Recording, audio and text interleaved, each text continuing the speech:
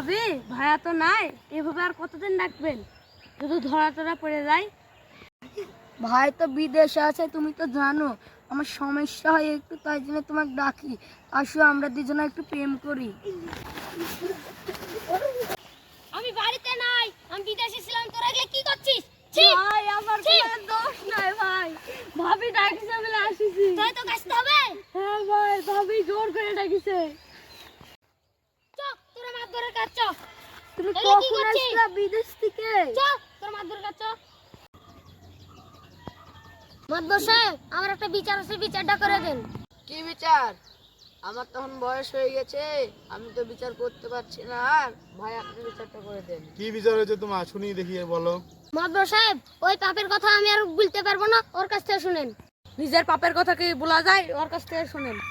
মাদবর সাহেব, আমার যা হয়েছে ভুল হয়ে গেছে, আপনি এখন বিচারটা করে দেন।